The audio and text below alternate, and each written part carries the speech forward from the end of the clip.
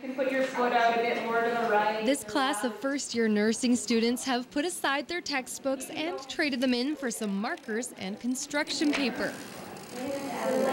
They're mapping their way to understanding HIV and themselves as future healthcare providers. Our students are engaging with community members from HIV Edmonton who are living with HIV, and our students are actually doing an exercise that they have done in their lives, which is called body mapping, and that's really exploring in their stories what it means to live with HIV in their entire life.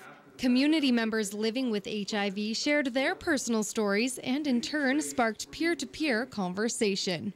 HIV is a highly stigmatized disease, and we have long thought about what are some of the ways we can actually work around the stigma, and I guess in some ways make them nurses that are much more sensitive to that and practice in a safe way. The students trace their bodies and map out their life story, from blemishes and scars to support systems, to where they've been and where they are going. There's something really special about this artistic process where when the students learn about themselves at the beginning, when they're able to hear the stories of our volunteers living with HIV, they're able to have a different relationship with that story, having just so intimately explored their own lives.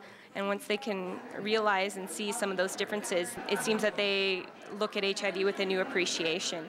I think it really goes to show that you don't know everybody just from looking at them right off the bat. When I was tracing someone, I thought, oh, wow, like I didn't know their hands were this big, or I didn't know that their feet were this small. Like, there's just things that you don't know about somebody until you really take the time to intimately get to know them. And it's not just the nursing students that are taking something away from the exercise. I just feel like I'm accomplishing something with these nurses. Like I'm letting them know about the disease, like I have to live with a stigma I have to go through.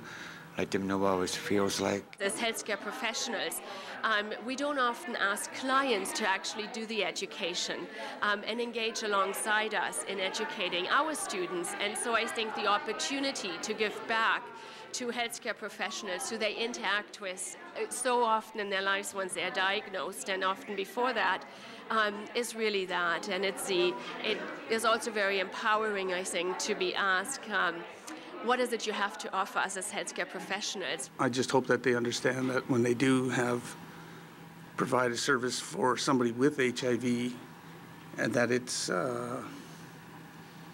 just to be open, I guess, and treat them just like any other patient.